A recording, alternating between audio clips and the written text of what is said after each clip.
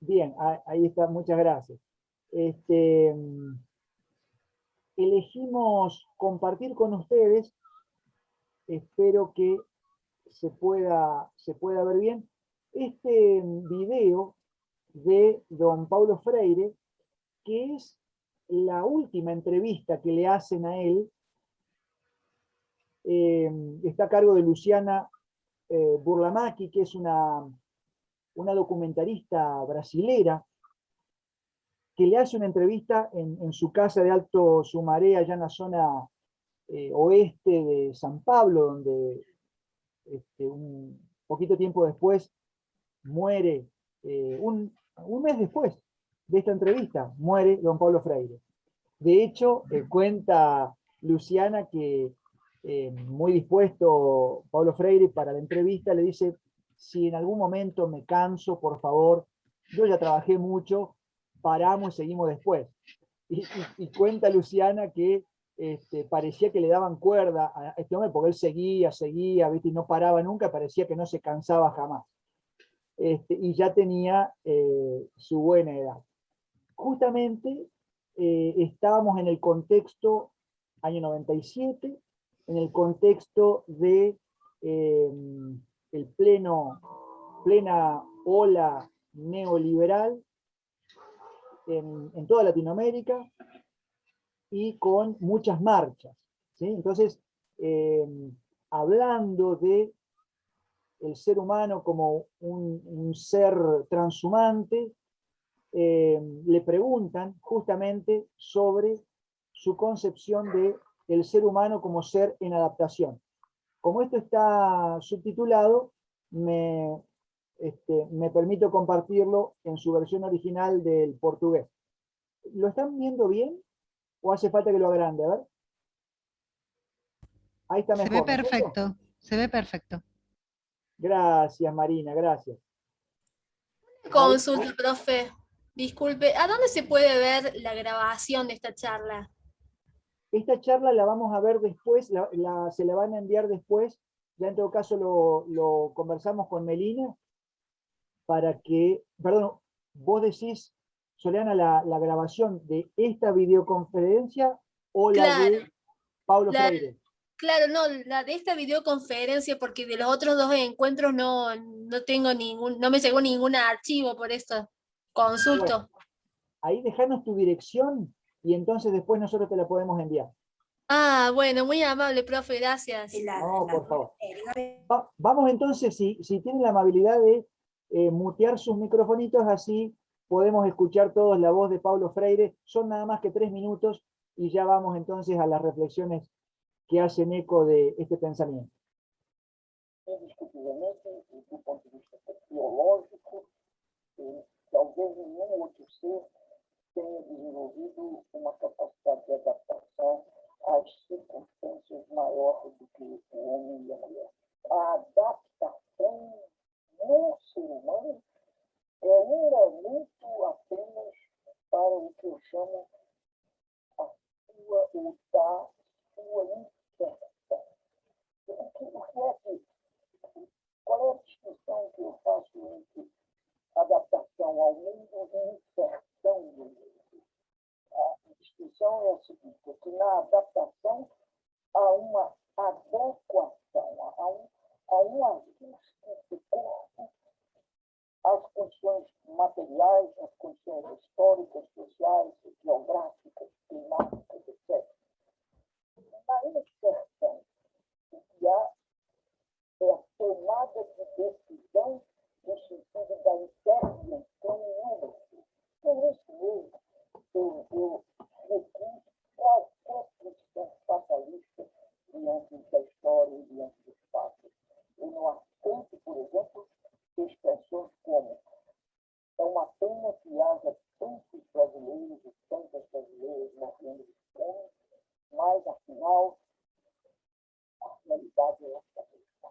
Não, eu recuso como falsa, como ideológica essa afirmação. Nenhuma realidade é assim mesma. Toda realidade está aí, submetida à possibilidade de nossa intervenção nela. Eu não tenho dúvida nenhuma de que a história da luta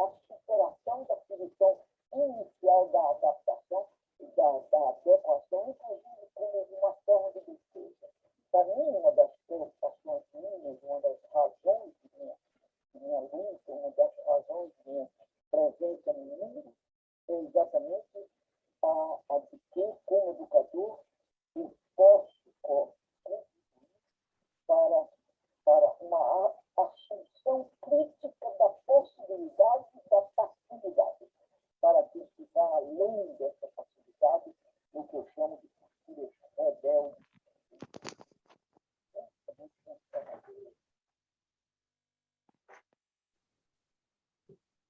Bueno,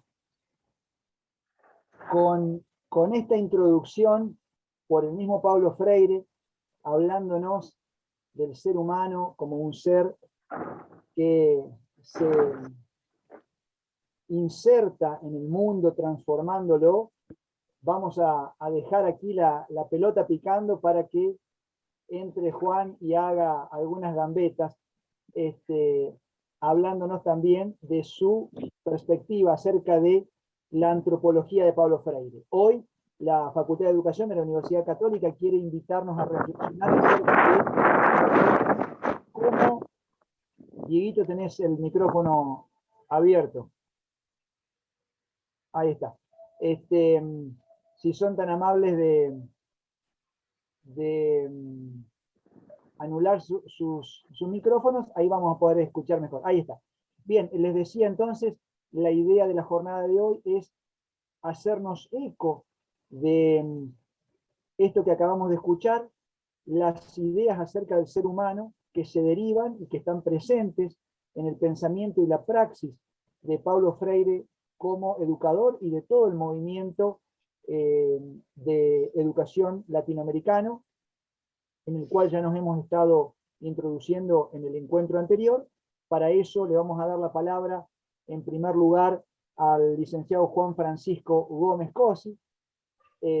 Juan, además de un amigo, un compañero, un vecino, un luchador, es licenciado en Filosofía por la Universidad Católica de Córdoba, tiene un postítulo en Análisis y Animación Socioinstitucional.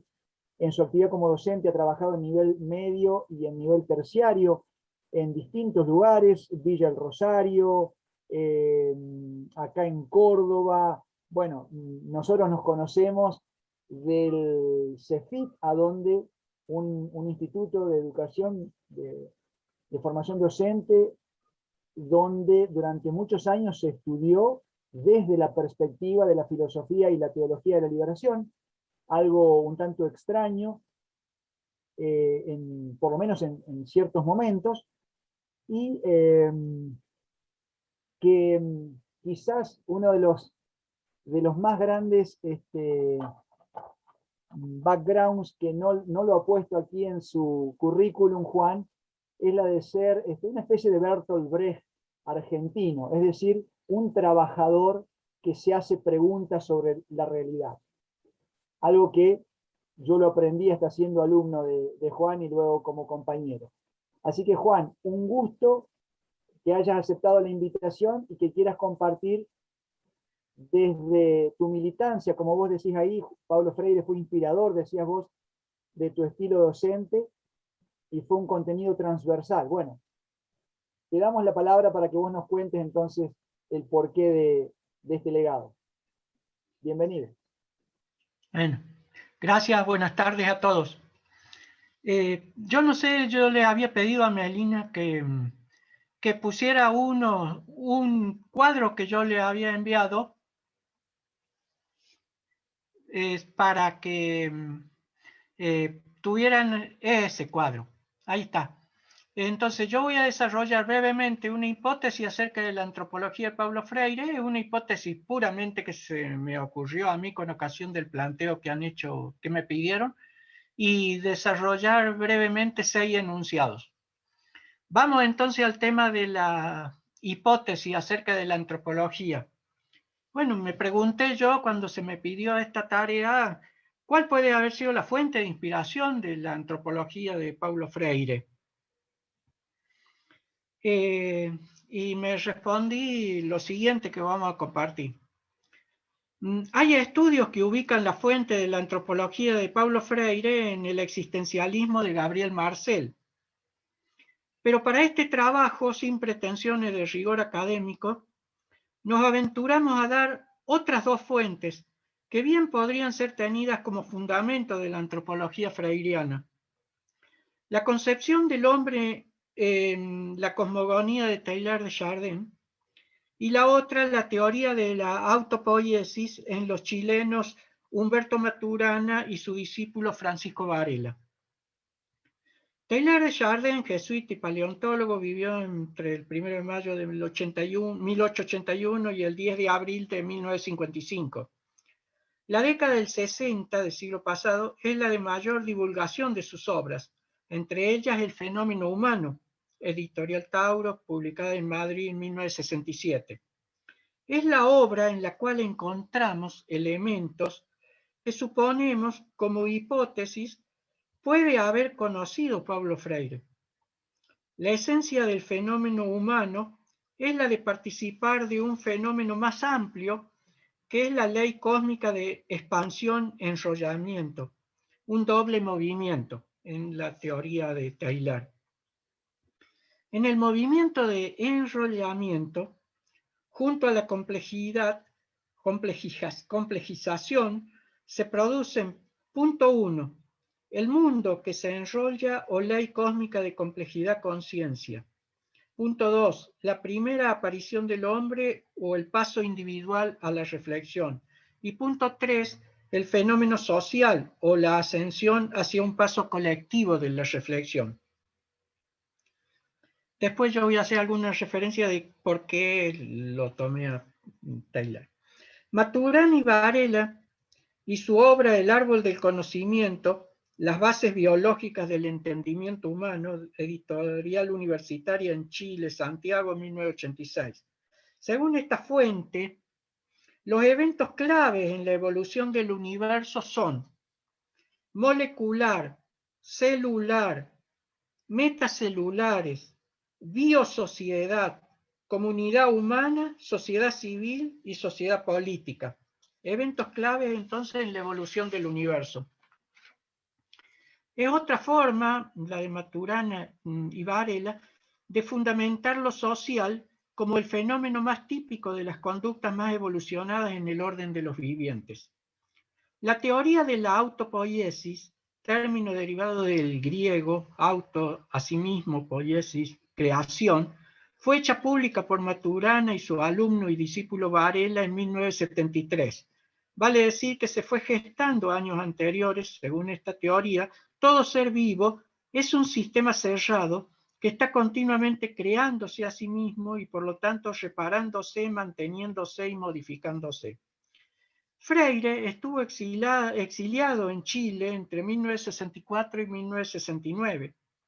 Es altamente probable que haya conocido esta experiencia y que junto con sus posibles conocimientos de Teilhard de Chardin haya ido gestando entonces los conceptos fundamentales de su antropología, como son las que mencionaremos en los puntos siguientes: historicidad, inacabamiento, conciencia, curiosidad, reflexión y compromiso social. Vamos entonces al primer enunciado. El planteo antropológico precede, subyace, fundamenta, fortalece el ejercicio docente. Yo, para desarrollar cada uno de estos puntos, me he basado en lo que he ido leyendo sobre Paulo Freire en 3 libros, que no son los más conocidos normalmente de Paulo Freire. El primero, El grito manso, fue una publicación que se hizo tratando de evocar la presencia de Freire, la tercera presencia de Freire en la Argentina y última, que fue en la ciudad de San Luis, donde recibió un título de honoris causa en el año 1993. Este libro, El grito manso, entonces es un libro que se escribió con motivo de aquel evento en San Luis, y tiene, por supuesto, entonces las charlas, los discursos que se hicieron en esos seminarios en San Luis, en el, como digo, 1993, no sé si dije bien el año. Fue, me acuerdo, si no mal recuerdo, para un feriado, digamos, del 17 de agosto, con motivo de la fiesta sanmartiniana. Ahí se reunieron 3 días en San Luis, y fue la tercera y última vez que estuvo Paulo Freire en la Argentina. Entonces, una de las obras consultadas, El grito manso. Otra obra publicada en Barcelona, también post-mortem ya de Freire, pero que contiene textos y palabras de Freire. A la sombra de este árbol, donde Freire evoca sus años de infancia y lo decisivo que fue para él la presencia de los árboles, famosos grandes árboles de Brasil y sus sombras. Es bellísimo el libro, y su contenido, y bellísima la explicación y comentarios que él hace acerca de por qué a la sombra de este árbol. Y el tercer librito, que forma parte de las respuestas que vamos dando a cada uno de estos, está tomado de un librito así, ya de los primeros de Pablo Freire, Educación y Cambio. Yo tengo una edición de búsqueda de Buenos Aires 1979. Entonces, repito nuevamente, vamos al primer punto. El planteo antropológico precede, subyace, fundamenta, fortalece el ejercicio docente. Dice Paulo Freire, yo entonces sobre cada punto digo, ¿qué dijo Paulo Freire al respecto? ¿Qué he encontrado que fue diciendo Paulo Freire al respecto? No es posible ejercer la tarea educativa sin preguntarnos como educadores y educadoras cuál es nuestra concepción del hombre y de la mujer. Entonces, por eso el planteo antropológico precede, subyace y fundamenta el ejercicio docente. Este texto está tomado del Grito Manso en su página 27. La historicidad, dimensión antropológica del hombre y de la mujer, segundo enunciado. Dice Paulo Freire, hace tiempo, en Pedagogía del Oprimido, analicé lo que ahí denominaba la búsqueda del ser más. En ese libro definía al hombre y la mujer como seres históricos que se hacen y se rehacen socialmente. También esta cita tomada del Grito Manso en su página 27. Acerca de la historicidad y el conocimiento, dice Freire, consciente de que puedo conocer social e históricamente, sé también que lo que sé no puede escapar a la contingencia histórica. El saber tiene historia, nunca es, siempre está siendo. Pero esta situación no disminuye en nada, por un lado, la certeza fundamental de que puedo saber, y por otro lado, la posibilidad de saber con mayor rigurosidad metódica, lo cual aumenta el nivel de exactitud de lo descubierto. Esta segunda cita respecto a la historicidad como dimensión antropológica del hombre y de la mujer está tomado del libro A la sombra de este árbol, en su página 19.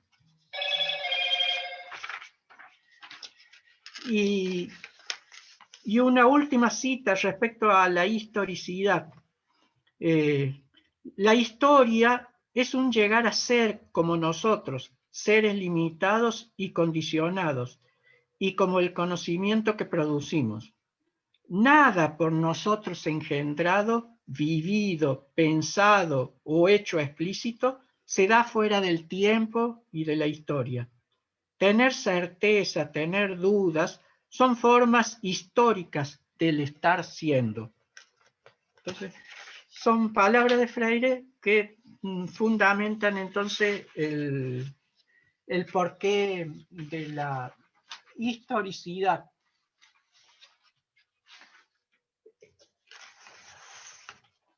Tercer punto, la dimensión social.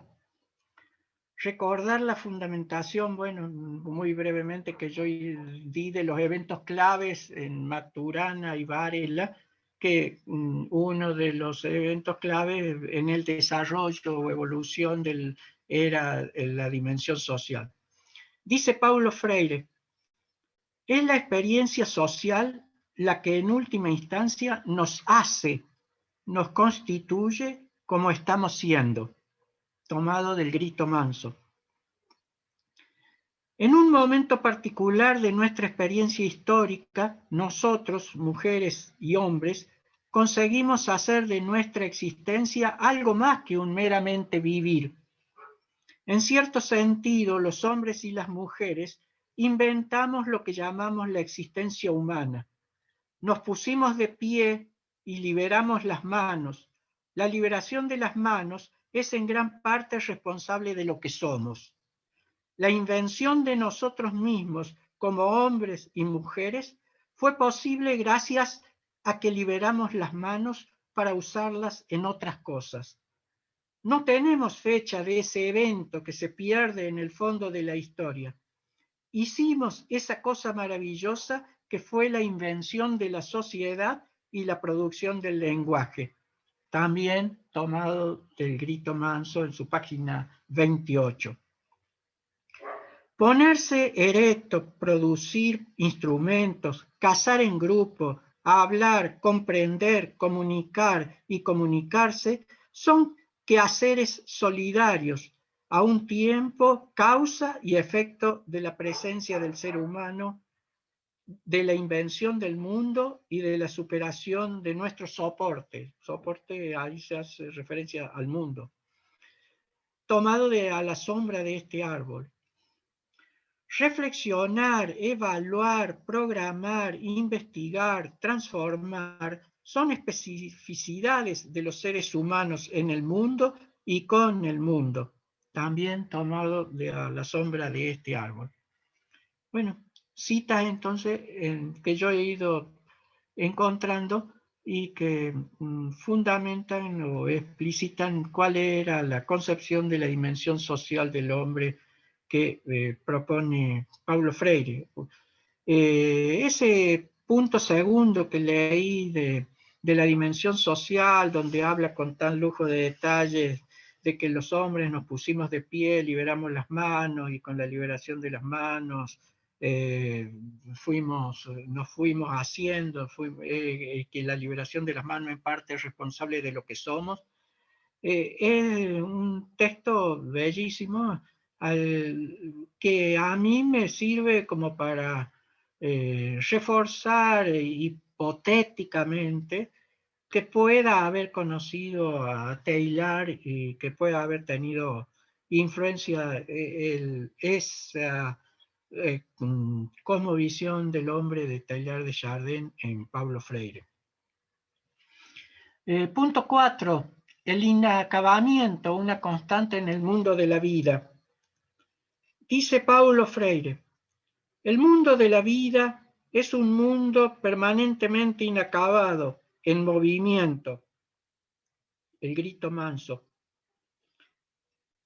Pero dice Paulo Freire sobre el inacabamiento como exclusividad en los humanos, o sea, el inacabamiento en la frase anterior se refiere al mundo de la vida en general, pero a partir de ahora va a hablar de en qué manera ese inacabamiento está presente de manera particular en el ser humano.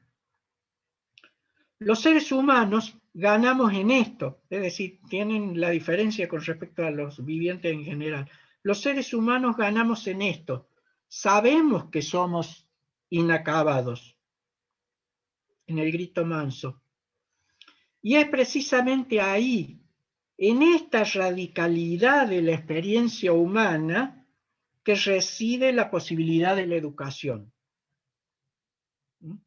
Entonces, el inacabamiento como una fundamentación de por qué el ser humano es educado o educable. Es precisamente ahí, en esta radicalidad de la experiencia humana, que reside la posibilidad de la educación, también tomado del Grito Manso. La conciencia del inacabamiento creó lo que llamamos educabilidad del ser. La educación es entonces una especificidad humana, de la misma obra citada en la página 29. El ser que se sabe inacabado entra en un permanente proceso de búsqueda, de la misma obra en la página 30. Ahora bien, no hay búsqueda sin esperanza, página 31. Bueno, recién en ese pequeño video que vimos hablaba de que se revela contra todo fatalismo, contra todo el que propone que las cosas son como son y que inevitablemente o imposible de revertirlas. Estos textos sugieren todo lo contrario. El ser que se sabe inacabado entra en un permanente proceso de búsqueda, y no hay búsqueda sin esperanza. La curiosidad, motor del conocimiento. Dice Paulo Freire, muchos siglos antes de saber leer y escribir, los hombres y las mujeres han estado inteligiendo el mundo, captándolo, comprendiéndolo, leyéndolo, entre comillas. Esa capacidad de captar la objetividad del mundo proviene de una característica de la experiencia vital que nosotros llamamos curiosidad, también del grito manso. La curiosidad es, junto a la conciencia del inacabamiento, el motor esencial del conocimiento. La curiosidad se constituye, crece y se perfecciona con el propio ejercicio. Es algo dinámico. La curiosidad, como crece y se perfecciona con el propio ejercicio. Este ya es tomado de esta frase de a la sombra de este árbol. Y sobre la curiosidad en la educación, dice Paulo Freire, la educación de la respuesta no ayuda a la curiosidad indispensable para el proceso cognitivo. Es lo que seguramente desarrollarán en otra oportunidad que no sea este abordaje antropológico, lo de la educación bancaria. La educación de la respuesta, un docente que responde con su exposición a preguntas que el alumno ni se ha formulado, no ayuda a la curiosidad indispensable para el proceso cognitivo. Solo una educación de la pregunta agudiza, estimula y refuerza la curiosidad. También tomado a la sombra de este árbol. Quizá muchos conozcan una hermosa canción en la versión de Julia Elena Dávalo y de Robustiano Figueroa Reyes, hermano de Hernán Figueroa Reyes, titulada Preguntando. Les sugiero que cuando tengan oportunidad busquen la canción esta, Preguntando. Corresponde prácticamente totalmente a esto que estamos diciendo. Solo una educación de la pregunta agudiza, estimula y refuerza la curiosidad. Y el último punto, la reflexión y el compromiso social del profesional con la sociedad. Está tomada la reflexión esta más que nada de citas del librito ese, Educación y Cambio, que cité último, pero que es de los primeros libros de Paulo Freire. Se pregunta Paulo Freire, ¿quién puede comprometerse? En Educación y Cambio, en la página 8, se hace esa pregunta. Y se responde, la primera condición para que un ser pueda ejercer un acto comprometido está en que éste sea capaz de actuar y reflexionar. De la obra citada también en la página 8. Si la posibilidad de reflexión sobre sí, sobre su estar en el mundo, asociada indisolublemente a su acción sobre el mundo, no existe en el ser, su estar en el mundo se reduce a un no poder trascender los límites que le son impuestos por el mismo mundo, de lo que resulta que este ser no es capaz del compromiso. Vuelvo a repetir, reforzando entonces la respuesta que dio Paulo Freire, de que la primera condición para que un ser pueda ejercer un acto comprometido es que esté presente en su actuar la reflexión. Esta segunda cita que hice dice que si la posibilidad de reflexión y su estar en el mundo asociada indisolublemente a su acción no existe en el ser, entonces este ser no es capaz de compromiso. ¿Quién es entonces el capaz de comprometerse? Que era la pregunta que se formulaba. Solamente un ser que es capaz de emerger de su contexto, de alejarse de él para quedarse en él, capaz de admirarlo para objetivándolo, transformarlo, y transformándolo, saberse transformado por su propia creación, un ser que es y está siendo en el tiempo que es suyo, un ser histórico, solamente este ser es capaz por todo esto de compromiso.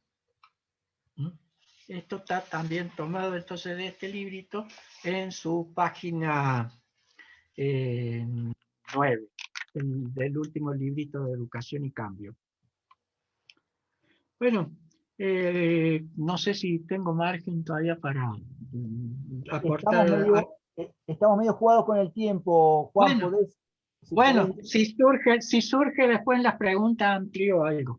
Este ha sido entonces mi modo particular de responder. No sé si estaba dentro de la expectativa, pero hice esta hipótesis, lo digo como hipótesis que no tiene ningún tratamiento serio, simplemente yo tomé esa hipótesis sobre la posible antropología de Paulo Freire y que todos estos temas pueden haberse inspirado en esas dos experiencias históricas, porque haya conocido la obra de Teilhard en la década del 60 y que haya conocido en su exilio en Chile a Maturana y Varela y su propuesta que hemos desarrollado. Bueno, gracias. Muchísimas gracias, Juan. Supera ampliamente, por lo menos las expectativas que yo tenía, porque me encanta cómo has ido sistematizando al mismo tiempo que tomando lecturas que por ahí no son tan habituales en muchos de nosotros de Paulo Freire. Así que seguramente van a ir surgiendo algunas reacciones, algunas preguntas que vamos a darles curso luego de las próximas intervenciones. Muchísimas gracias, Juan. Bueno, gracias. Vamos a darle ahora la palabra a otro amigo, a Óscar Pacheco, licenciado en Filosofía y doctor en Estudios Sociales de América Latina, profesor de Filosofía Social y Política en la carrera de Filosofía y de Introducción a la Filosofía en la carrera de Psicopedagogía de esta facultad, investigador de la UCC, director del proyecto Democracias y Sujetos Políticos, Perspectivas Teóricas desde el Pensamiento Crítico Latinoamericano. Es coordinador académico también del doctorado en Estudios Sociales Agrarios, del CEA, Centro de Estudios Avanzados, de la UNC. Y sobre todo es un amigo uruguayo que, al igual que Juan, también milita la educación desde esa perspectiva tan particular que nos ha dado todo este legado liberacionista de Freire y compañía, de pensar nuestro compromiso en clave libertario. Gracias, Óscar, por haberte querido sumar con tu reflexión. Te damos la bienvenida y te escuchamos. Bueno, muchas gracias, Juan Carlos. Buenas tardes a todos, a todas. Bueno, vamos a tratar de ser dignos después del profesor Juan. Voy a compartir, bueno, también quiero celebrar la idea de los 100 años de Freire y de convocar de esta manera, que somos bastante, como veo aquí que están participando de muchos lados, así que celebro a los organizadores. Y no sabía, Juanca, que estabas también metido en esta cuestión, así que una sorpresa verte por aquí. Bueno, voy a compartir lo que he pensado y en realidad voy a ser bastante clásico en algún punto. No sé si ahí están viendo. Y yo lo que he preparado, bueno, en realidad lo vengo pensando desde hace ya un tiempo. voy a tomar solamente el capítulo 1 de Pedagogía del Oprimido, ¿sí? Y voy a intentar ahí hacer algunas indagaciones antropológicas de lo que ese capítulo dice. A mí siempre me ha gustado el capítulo 1, que a veces se lo pasa muy rápido. Bueno, yo quizás desde una perspectiva más filosófica de las ciencias sociales me ha interesado más ese capítulo, porque es muy programático y creo que marca como las líneas directrices, ¿no?, de todo el texto después, ¿no? Las líneas políticas, ético-políticas, su posicionamiento, su lectura, hace una filosofía de la historia. Bueno, hay un montón de elementos que están muy concentrados en ese capítulo. Entonces yo lo que voy a hacer, voy a ceñirme ese capítulo, para nada una lectura exhaustiva, sino algunos tópicos que a mí siempre me han llamado la atención en cómo va desarrollando ese propio capítulo Freire, ¿no? Y algunos elementos que justamente en ese video final, Juanca, que compartías, yo no lo conocía, me llama la atención ahí de vuelta cómo Freire insiste en distanciarse críticamente del concepto de adaptación, ¿no? Que ya también aquí lo dice, ¿no? En este capítulo 1, ¿no? Lo incorpora, pero bueno, el acto inteligente no es una mera adaptación, sino que es una transformación en Freire. Bien, como diciendo que este texto, si bien evidentemente es el texto que más piensa él en función de su experiencia con la alfabetización en campesinos y que después prosigue en Chile, de hecho tiene alguna cita también de campesinos chilenos, evidentemente hay como ciertos tópicos que se van desarrollando en toda su obra. Bueno, en el capítulo 1, digamos, normalmente vieron que Freire como que tira los temas y después los va desarrollando, ¿no? Y en el capítulo 1 aparecen estos tópicos que él va expresando, ¿sí?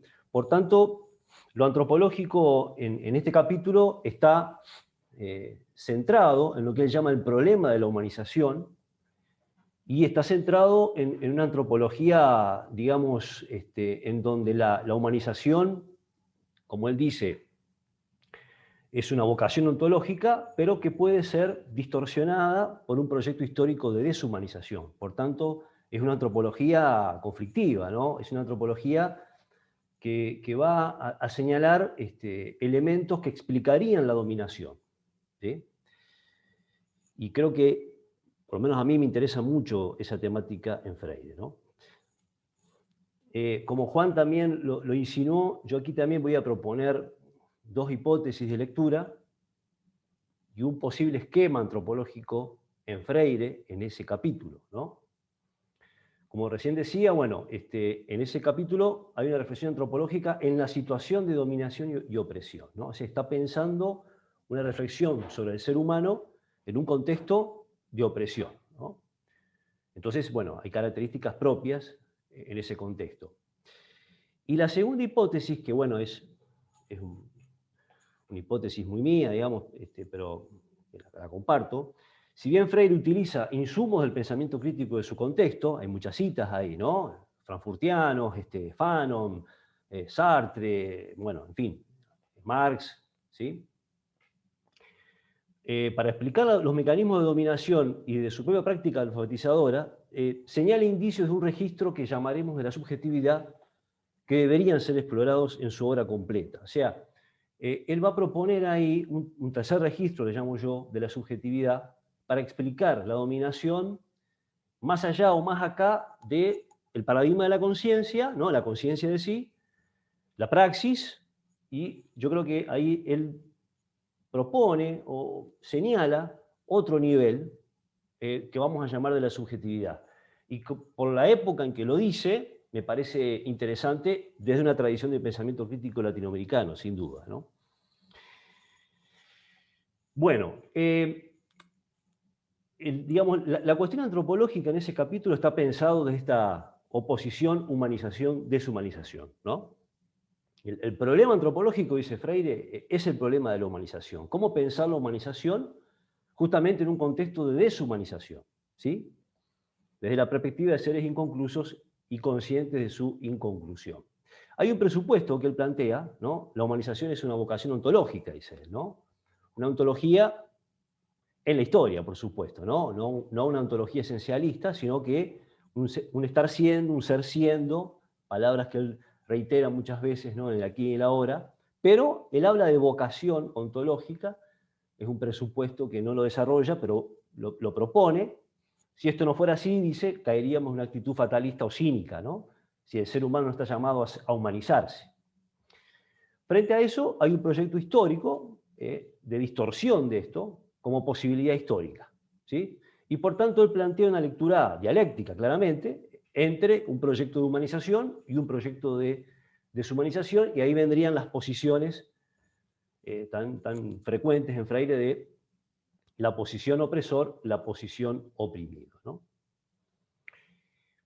La pregunta que él se hace rápidamente, bueno, que obviamente hay una referencia clara a la dialéctica hegeliana, ¿no?, del amo y el esclavo. ¿Quién es capaz y cómo se supera esa dialéctica opresor-oprimido, ¿no? ¿Cómo se podría superar esa dialéctica? Y evidentemente su propuesta, Pedagogía del Oprimido, se sitúa evidentemente en ese intento de colaborar en la superación, ¿no? Claramente entonces, Pedagogía del Oprimido es un proyecto ético-político educativo como práctica cultural que intenta situarse en un proceso de humanización, ¿no? Rápidamente él dice, bueno, la posición del oprimido sería la única posible de superar esta oposición entre el proyecto humanizador y el proyecto de deshumanización. En donde, bueno, él advierte dos problemas, que son dos problemas antropológicos serios, ¿no? Por un lado, si el oprimido o la posición oprimido, insisto con posición oprimido porque, bueno, como él dice, ¿no?, un campesino puede ser oprimido en el latifundio, en la hacienda, y a la vez ser opresor en su casa, ¿no? Hablamos de posiciones, evidentemente. Si bien entonces el único capaz de superar esto, que de vuelta hay una clara referencia a la dialéctica en Hegel, es el oprimido, aquí el problema es la situación dual del oprimido, ¿no? Porque tiene adherido al opresor, ¿sí? Y el otro problema es que, digamos, el testimonio de humanidad, como dice él, o sea, el proyecto de qué es ser un ser humano, está identificado con la figura del opresor. O sea, ser un ser humano es ser como el opresor. Es un testimonio de humanidad, ¿sí? Ahí hay como una tensión en estos dos proyectos que evidentemente parece que el proyecto de deshumanización es el que va triunfando porque el testimonio de humanidad es ser como el opresor, ¿no? Entonces, pedagogía del oprimido, lo dice muy claramente, es una pedagogía para que el oprimido logre superar esta situación, ¿no? Desalojar al opresor y identificar que ser un ser humano no es ser como el opresor, ¿no? Entonces yo creo que él lo dice, acá pongo la cita claramente, ¿no? Es un instrumento para este descubrimiento crítico, el de los oprimidos por sí mismos y el de los opresores por los oprimidos, como manifestación de la deshumanización. Entonces, bueno, frente a este problema y frente a esta situación, voy a decirlo rápidamente, no me interesa tanto, bueno, ¿por qué el opresor no sería, la posición opresor no podría adjudicarse el proyecto de humanización? Bueno, porque, digamos, la posición opresor es deshumanizante por tres factores fundamentalmente.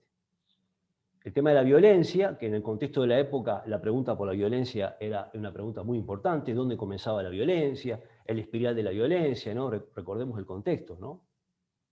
Él dice, bueno, la posición opresor es violenta en sí misma, porque no deja ser al otro, ¿sí? Entonces hay una violencia que evidentemente empieza por el opresor, ¿no? El punto de partida es el opresor. Por el cual, bueno, solo visualiza sus derechos e interpreta todo cambio, toda modificación como que sus derechos son pisoteados, ¿no? Porque evidentemente solo mira sus privilegios en términos de derechos. Y bueno, hay una comprensión del ser como ser, del ser como tener, perdón, ¿no? El ser para el opresor es tener más, ¿sí? Hay una actitud de dominio, de posesión, de cosificación, y un elemento que ahí cita de cierto sadismo o de cierto placer cuando se domina, ¿no? Bueno, por esta situación, que él lo dice rápidamente, digamos, ¿no? La posición del opresor es deshumanizante. Por tanto, no podría asumir como sujeto histórico el proyecto de humanización. Quedaría entonces en la posición del oprimido. Ahora, el oprimido tiene estos dos problemas que decíamos, ¿no? Tiene alojado al opresor y a la vez cree que ser un ser humano es ser como el opresor. Por tanto, pedagogía del oprimido intenta situarse, digamos, en ese sentido como una instancia educativa, una práctica cultural que colabore para superar estas dos situaciones problemáticas.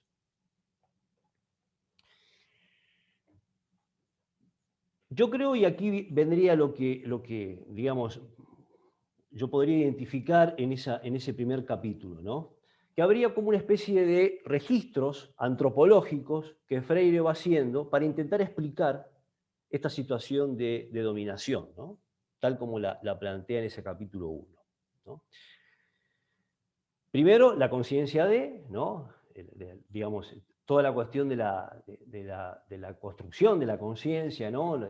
Las metáforas que él usa, ¿no? Estar inmersa, emerger, ¿no? E insertarse críticamente, esos tres tiempos que él va planteando, ¿no? Inmersa, conciencia mítica, conciencia mágica, emersión, ¿no? Objetivación y después inserción crítica.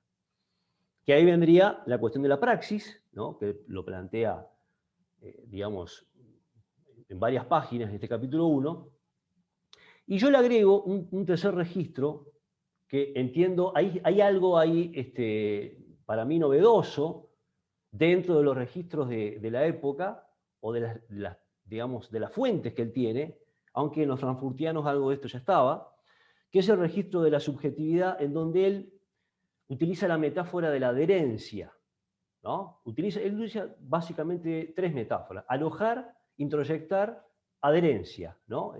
El oprimido está adherido al opresor, ¿no? Entonces es una metáfora más bien de la superficie, de la piel, de la sensibilidad, está adherido, ¿no? Alojar, introyectar, bueno, tiene como otros significados.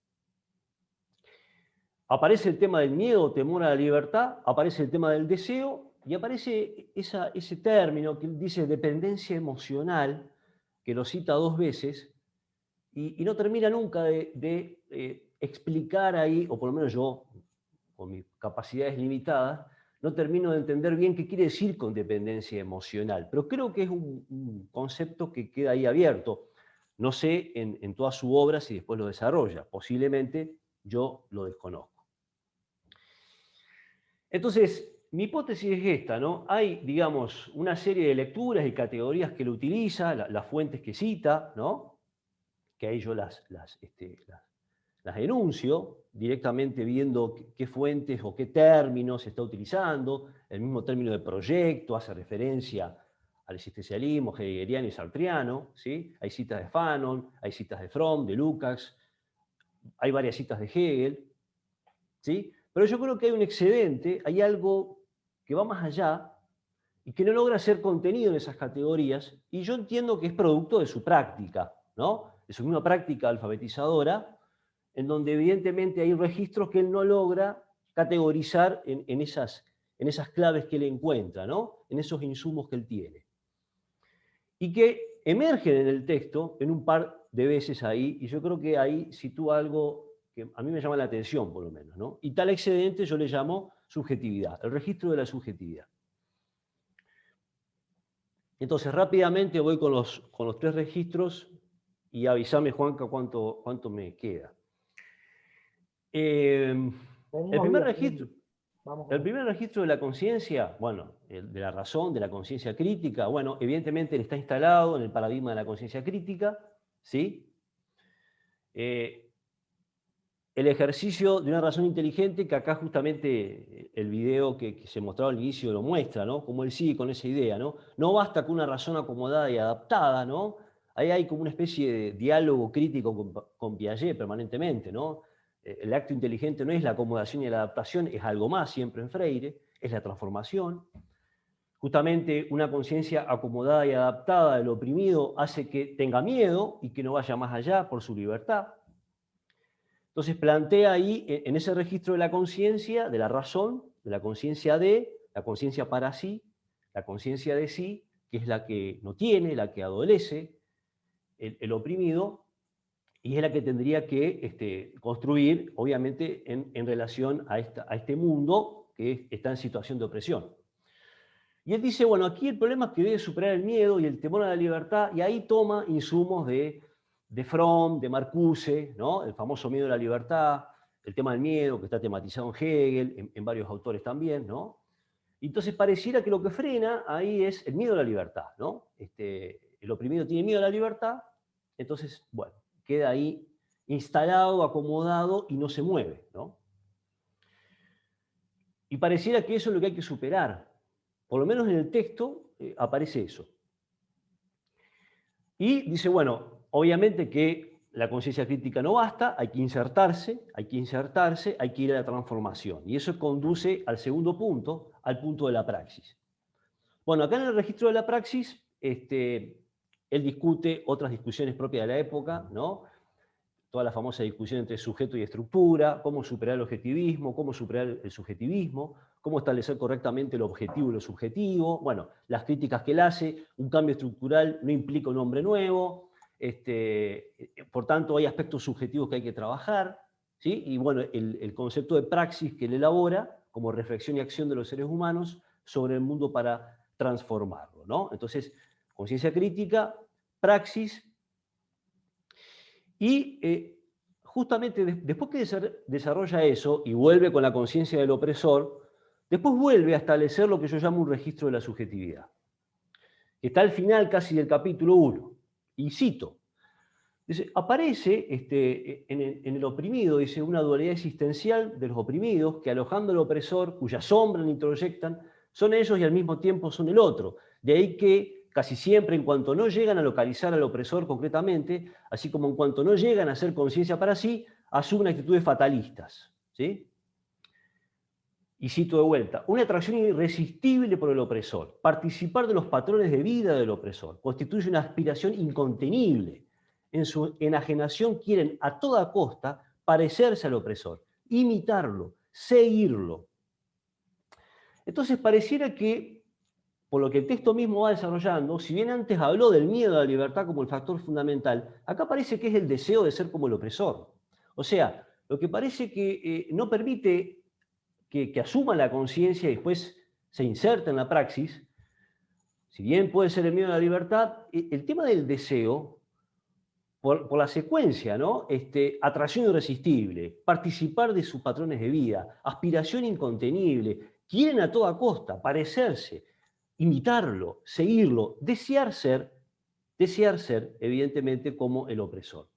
Entonces, aquí me parece que él enuncia un registro de la subjetividad, ¿no? Hay un deseo de ser como el opresor. Por tanto, el mecanismo de dominación es un poco más complejo, digamos, porque evidentemente, como testimonio de humanidad, ser como ser humano es ser como el opresor. Entonces, si el oprimido desea ser como el opresor, inconteniblemente, ¿no? Aspiracionalmente, bueno, es un mecanismo que habría que buscarle otras vueltas, digamos, por así decirlo, ¿no? Y a renglón seguido, rápidamente, agrega otra cosa. Ser ni siquiera es parecerse al opresor, dice, sino estar bajo él. Equivale a depender. De ahí que los campesinos sean dependientes emocionales. Y acá introduce el concepto de dependencia emocional. Y si ustedes van al texto, pone una cita al pie, en la página 61 por lo menos de mi edición, en donde dice, dependencia emocional. Y acá una cita de un registro de entrevista. El campesino es un dependiente, dice, no puede expresar sus anhelos. Sufre antes de descubrir su dependencia, desahoga su pena en casa, donde grita a los hijos, pega, se desespera, reclama de la mujer, encuentra todo mal, no desahoga su pena con el patrón, porque lo considera un ser superior. En muchos casos el campesino desahoga su pena bebiendo. Y ahí corta con el concepto de dependencia emocional, no dice mucho más, y después lo vuelve a introducir, pero también, ¿no? Y yo creo que hay otro registro de la subjetividad, ¿no? Emocionalmente es un dependiente, o sea, la dependencia no es a nivel de la conciencia solamente, no es a nivel de la praxis transformadora, sino que la dependencia está a nivel de las emociones, digamos, ¿no?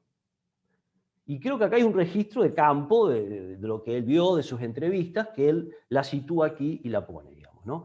Entonces, desea ser como el opresor, anhela ser como el opresor, y a la vez es dependiente emocional. Por tanto, bueno, me parece que ese registro, que no está tan contenido en el registro de la conciencia de y en el registro de la praxis, me parece un hallazgo, me parece un indicio interesante, y es previo o contemporáneo a cosas que se iban escribiendo en otra parte del mundo y que quizás en los mecanismos de dominación todavía no estaban tan instalados, ¿no? Si consideramos que este es un texto que se va elaborando fines de la década del 50, toda la década del 60, ¿no? Que él publica después a fines del 60. Y acá, a modo de cierre, simplemente me parece que se puede vincular con la tesis de SEA, ¿no? En donde justamente esta cuestión de la dependencia tendría una historia de larga duración por el cual la escena de la dependencia, según SEA, se establece en la conquista, ¿no? Por el cual, entonces, frente a la duda sobre la humanidad del indio, quedaría esa relación de asimetría que, si bien comenzó en la conquista, sigue durando, ¿no? Y esto podría ser un vínculo posible, factible. Bueno, muchas gracias por la atención y hasta aquí llegamos. Menos mal, porque si no, las preguntas iban a llegar hasta las 3 de la mañana, Óscar. No he visto nada, así que recién ahora, bueno, en todo caso, después. Debo decir que desde mi humilde percepción ha sido un digno seguidor de la tesis de Juan. Muchas gracias, Óscar, la verdad que un lujo tener estas reflexiones que obviamente nos dejan muchas puntas para seguir trabajando como ya lo había hecho Juan. Pero vamos directamente a la cuarta compañera que nos va a compartir hoy sus reflexiones en torno a la antropología perdón, de Paulo Freire. Pasa que es jueves a la noche, compañeros, entenderán que uno ya a esta altura. Andrea, bienvenida. Andreita, gracias por sumarte. Gracias, La licenciada Andrea Arnoleto es docente en la Facultad de Educación de esta casa, en Ciencia de la Educación y Gestión Directiva, asistente de investigación en el CIFE, en la misma facultad, docente de la Facultad de Educación y Salud de la Universidad Provincial de Córdoba, en psicopedagogía, psicomotricidad, pedagogía social, miembro investigador del equipo Escritura acompañada en el trabajo final de licenciatura de la misma facultad, docente del profesor universitario dependiente de la Secretaría Académica de la Universidad Provincial de Córdoba, pero sobre todo otra compañera que milita esta profesión docente. Gracias por estar con nosotros esta noche, Andrea. Bienvenida, te escuchamos. A vos, querido, muchas gracias.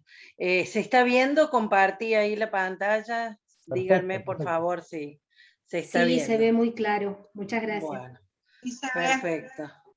Primero, aclarar que me siento halagada de la compañía y de la formación de los colegas con los que he compartido este espacio. Aclarar que no provengo de la filosofía, tengo otra formación que ya les presentaré, y elegí para celebrar este centenario próximo del natalicio de Freire, a quien considero realmente una figura ejemplar, y de los 30 años casi que tengo de docencia, una de las presencias permanentes de lecturas y relecturas que uno vuelve a hacer en el camino. Elegí esta imagen simple de él en un aula de enseñanza de adultos, en uno de los programas de alfabetización en los que estuvo, porque realmente creo que es lo medular, ¿no? De alguna manera de la figura que estamos tratando de recuperar. Me animé a hacer algo que en otros contextos no hubiese hecho, que es darle así un nombre medio pomposo al asunto, genealogía de un humanista latinoamericano. Elegí este mural conmemorativo porque me parece realmente fuertemente representativo del vínculo que implica un ser como Paulo Freire en su compromiso con el mundo social real que lo rodeaba, en sus múltiples exilios y movimientos, ¿no? Alguien que no solo habló de la opresión, sino que también lo vivió, lo experimentó, y que podemos ver en su reflexión respecto de las opresiones de otros, muchos elementos autorreflexivos también, ¿no? Sin renunciar jamás a esta actitud proactiva de intervención donde hay siempre posibilidades, ¿no? El video que eligió Juan Carlos me pareció muy adecuado para decir hasta el último segundo, no aceptar la posición fatalista, siempre estar viendo qué posibilidades hay de mejora y de transformación. Así que bueno, los voy a invitar a hacer un pequeño viaje, no le voy a decir histórico, genealógico, en el sentido de ir a buscar ciertas raíces en el pensamiento histórico colectivo que sirvan de anclaje para entender algunas claves de lectura para comprenderlo al autor. Así que elegí este auto antiguo para que hagamos este viaje en estos minutos, pensando en que no los voy a llevar solo a los 100 años del natalicio de Freire, sino bastante más atrás en la búsqueda de algunos orígenes o raíces, aunque no lleguemos a los orígenes, pero desde una perspectiva. Y esto es lo que quería dejar claro desde este inicio, ¿no? Primera cuestión fundamental para mí en este conversatorio era dejar claro que quien habla está hablando desde un punto de partida, desde un enfoque, y el reconocimiento reflexivo del propio punto de vista me parece clave, ¿sí? En este sentido es que hablo de mí como alguien con una formación fuertemente heterogénea y heterodoxa. Tengo formación en áreas de diseño, de historia, de ciencias de la educación, de antropología, todo un poco porque todo me atrapa y me moviliza. Tengo una curiosidad digna de las frases de los textos de Freire, con exploraciones de religiosidad y de espiritualidad, pero sin conocimientos filosóficos respecto de estos centros. Un logocentrismo, lo llamé muy pomposamente así, un logocentrismo racionalista crítico que me hace encontrar en muchas de las cosas que leo en este autor y en lo que considero sus raíces, una afinidad enorme, y una inclinación que no sé si es natural o es construida por la búsqueda de los orígenes, de dónde vienen estas líneas que aparecen en el pensamiento de los autores con los que me pongo en diálogo, ¿no? Entonces, proponerles desde el sostenimiento de una vigilancia crítica, consciente de los sesgos interpretativos que mirar desde esta perspectiva implica, y asumiendo un lugar de humildad respecto de el posicionamiento como una de las interpretaciones posibles, tratar de hacer un viaje justamente retrospectivo, si se quiere, a las que considero raíces fundantes del pensamiento y de la práctica educativa de Freire. El primer lugar a donde los voy a invitar a anclarnos tiene que ver con Latinoamérica y con toda su historia. Ha estado apareciendo esto en los relatos de mis compañeros, ¿no? Este reconocimiento de aquella raíz colonial donde emergen subjetividades complejas, donde coagulan experiencias cotidianas, pensamientos y tradiciones culturales muy diversas, corpus teóricos en quienes han tenido formación académica fuertemente marcados por aquella raíz colonial, por lo que yo llamaría coagulación cultural, síncresis religiosas, y fundamentalmente una marca muy fuerte de los racionalismos europeos, que creo que emerge fuertemente en nuestras maneras de conceptualizar y de escribir. No somos meros consumidores de teoría europea o producida desde centros y nosotros las consumimos, producimos conceptualizaciones propias, pero hay una marca muy fuerte en esas conceptualizaciones de nuestra herencia cristiana, de las experiencias de dominación desde la colonial hasta la neoimperialista y neocolonial del siglo XX-XXI, lecturas que amplifican nuestra conciencia crítica y una fuerte raíz en los ideales racionalistas de la Ilustración, en sus dos vetas, tanto en la beta liberal, como que apoyan en el Estado para pensarse desde el Estado, como en las vetas del materialismo dialéctico, del materialismo histórico, y todos sus derivados hipercríticos del capitalismo y de sus desarrollos como centro de producción de dominaciones múltiples, ¿no?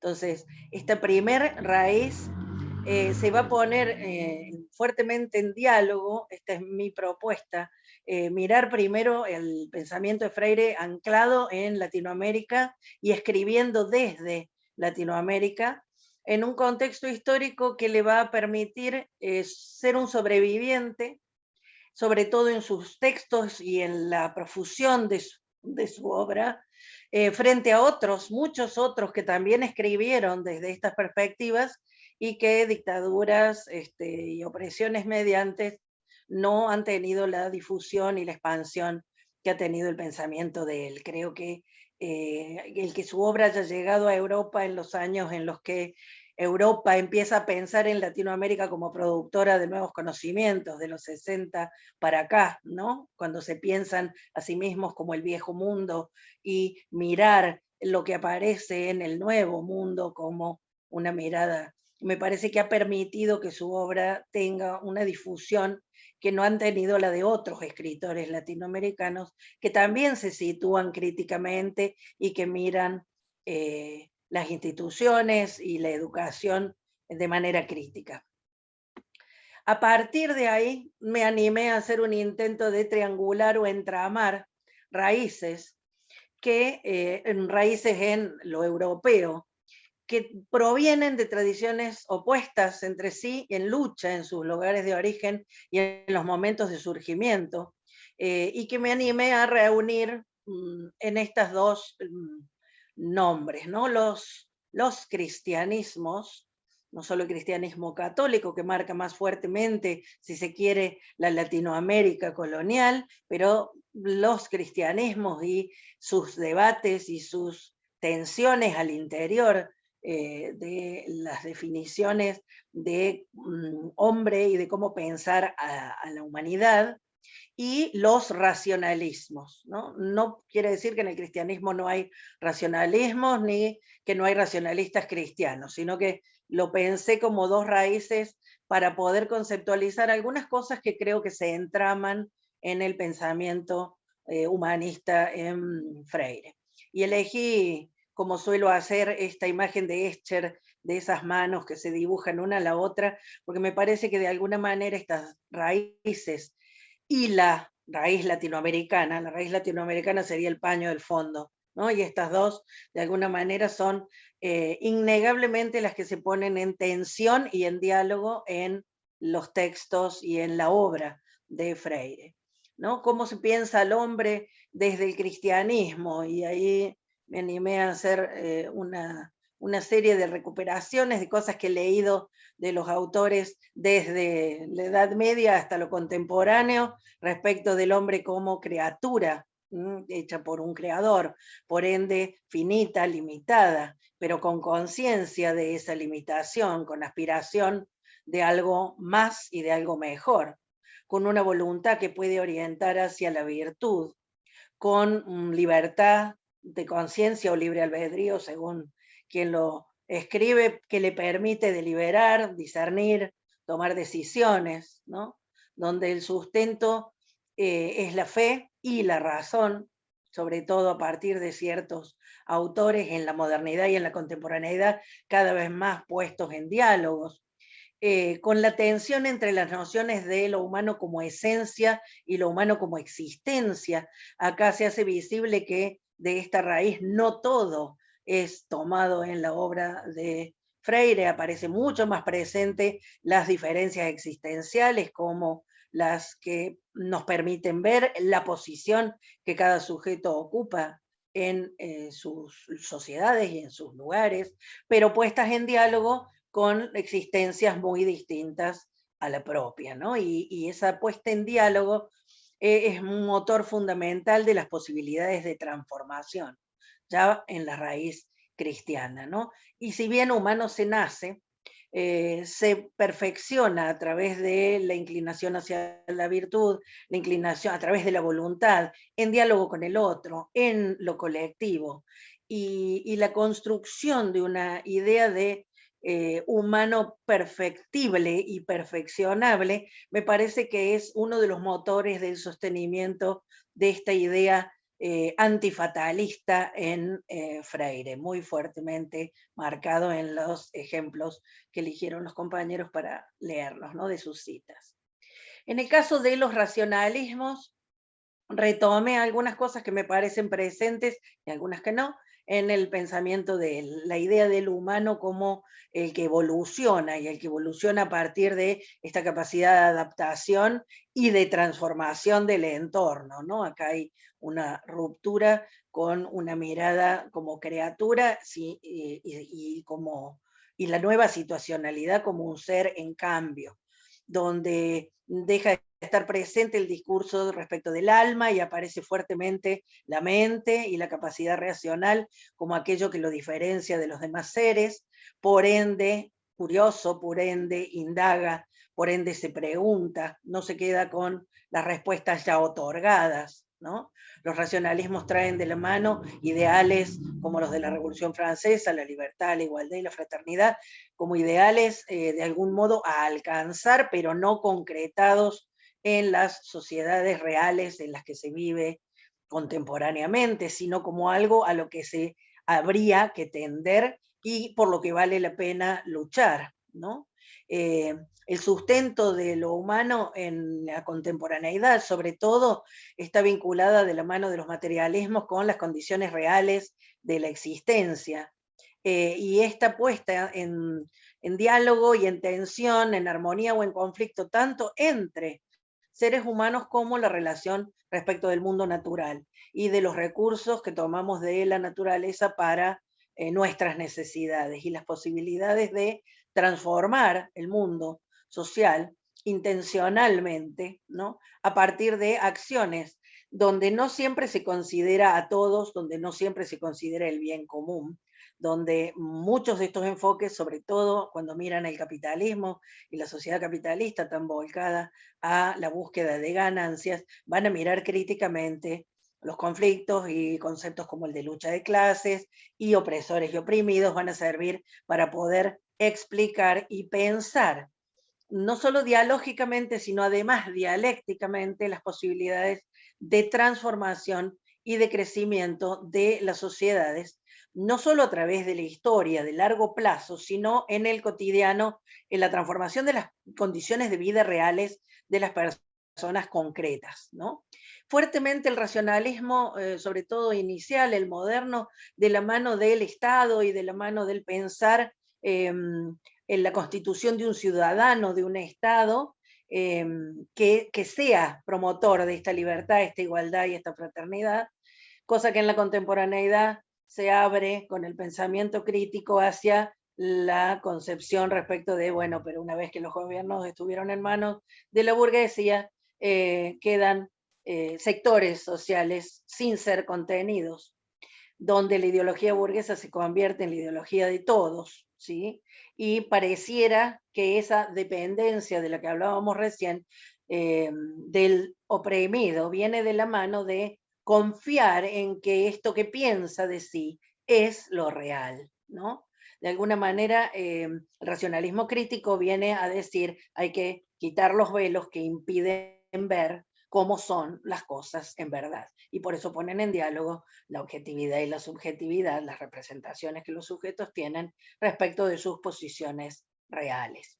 Triangulando estas tres posturas, es que me animé de algún modo a pensar en Freire, en su accionar y en su obra, como un entramado que combina estas raíces cristianas y del materialismo histórico y sus derivados en el pensamiento crítico en clave latinoamericana, donde hay ejes a revisar y a y a develar y a mostrar, ¿no? La importancia de mostrar la sociedad de clases, la opresión, la necesidad del proceso de conciencia de esa dominación, porque el contexto real es de gran alienación, ¿no?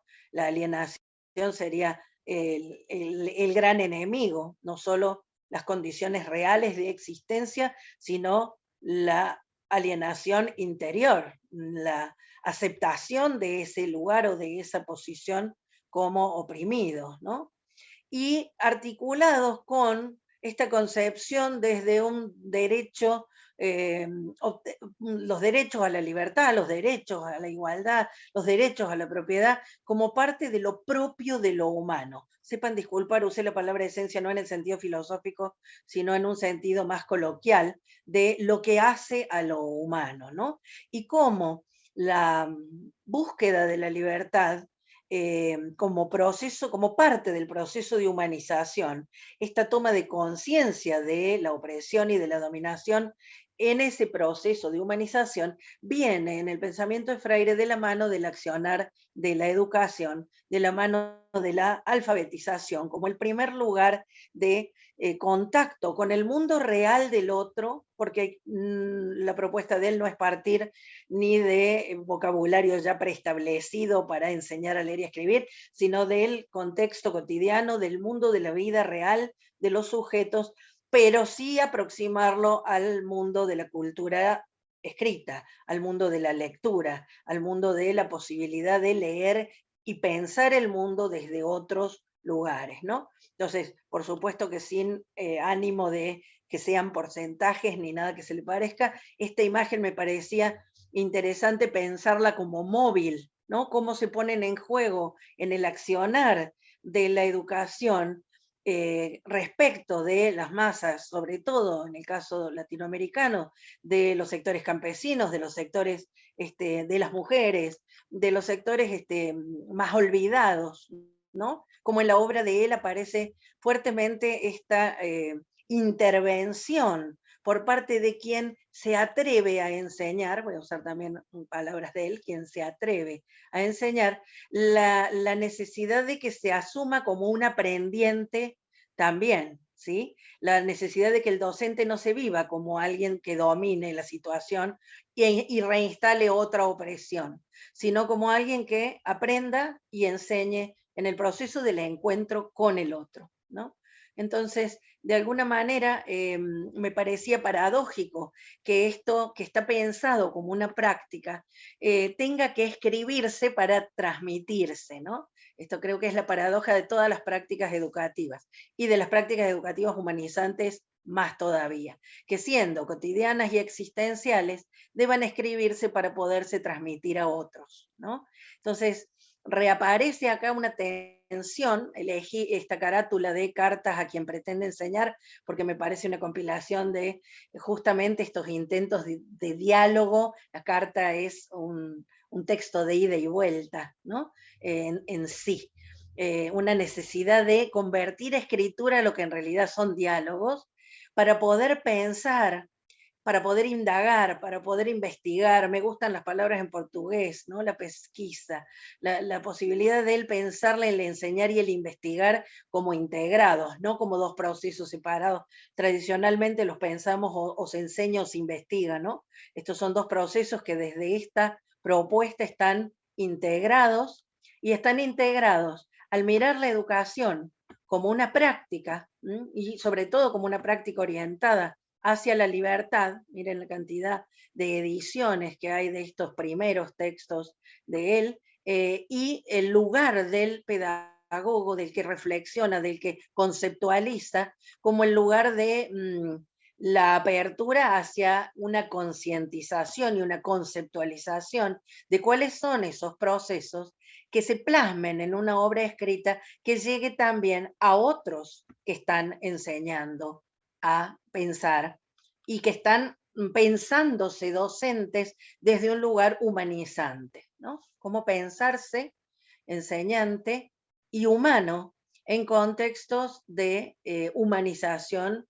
para todos, ¿no? Cómo pensar lo conceptual respecto de lo humano como en proceso, en búsqueda, siempre en camino y en construcción, donde no hay una separación, aquí la teoría, aquí la práctica, ¿no? Esta noción de praxis sirve fuertemente para pensar en diálogo las conceptualizaciones y los hechos, y cómo en ese diálogo la dialéctica estaría dada por una superación de las limitaciones que la opresión le pone a ese crecimiento de la humanidad. Me parece en este sentido muy potente su pensamiento. Y con respecto a eso, haciendo un alto y ya cerrando el viaje, me quedé con esta idea que creo que es de algún modo parte de la raíz fundante de lo que me atrevo a llamar humanismo latinoamericano, es que si bien humano se nace, la humanidad que no es libre, no es humanidad plena. Entonces, la libertad es algo que se hace y se construye a partir de la educación. Fíjense que es interesante pensar cómo hasta acá, en todo lo que he dicho, no aparece la palabra escuela, ¿no? Sino educación, pedagogía, como hay una tensión entre esta posibilidad de pensar la educación como liberadora y qué lugar ha ocupado en nuestros sistemas políticos, estatales y sistemas educativos, la escuela y el vínculo con las clases sociales. Me parece muy interesante recuperar de él esta raíz de la educación liberadora como práctica y de las posibilidades que esa práctica habilita para pensar y pensarse críticamente, ¿no? Así que, bueno, más o menos eso es lo que quería compartirles. Les agradezco el espacio y estoy, por supuesto, dispuesta a escuchar las preguntas que quieran. Les comparto ahí una imagen que tomamos con grupos de estudiantes de estos últimos años que se están formando en investigación educativa, con los cuales partimos de esa frase inicial de Freire respecto de que no hay enseñanza sin investigación, ni investigación sin enseñanza. Así Sí, que... Andrea, ¿y el que está ahí en el medio es Paulo Freire en la foto esa? Sí, el que está en el medio es él. Espera, ¿querés que la comparta de nuevo? O alguien disfrazado, no sé. No, no. Acá está Freire. No, acá es, no es Paulo Freire, pero Ah, bueno, me parecía, digo. podría serlo. No, es uno de Bueno, mis alumnos muchísimas gracias, docentes. Andrea. Alumnos docentes. Bueno, muchísimas gracias, Andrea. Y vamos a darle entonces ahora la palabra a Juan José. Juan José, además de ser doctor en Ciencia Política por la Universidad Nacional de Córdoba y licenciado en Ciencias de la Educación por esta universidad, está a cargo en el equipo de gestión de la decana Mariana Gali, de la Secretaría de Investigación, Vinculación Tecnológica y Posgrado, y de hecho es uno de los responsables de que estos conversatorios se hayan podido realizar. Así que yo agradezco en nombre de todos los que se han estado haciendo eco y participando por la disponibilidad que tuviste desde el primer momento, Juan José.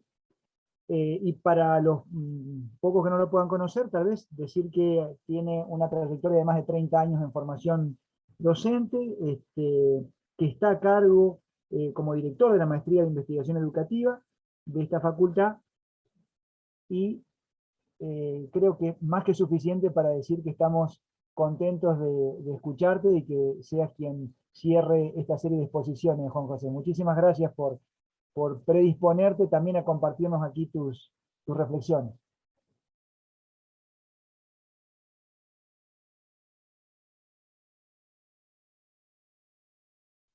Ahí estás Abrite el muteado. micrófono, Juan.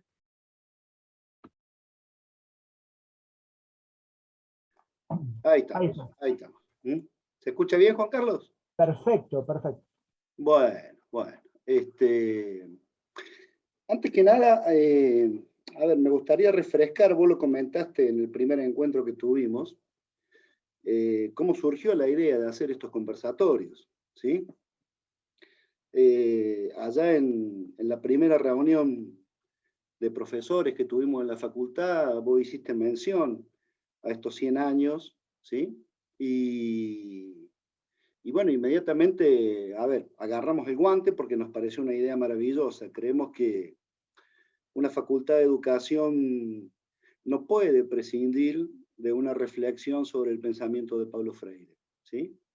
Es casi inevitable, es decir, uno escucha el nombre de Paulo Freire y pedagogía es la primera palabra, ¿sí?, que le viene a la mente.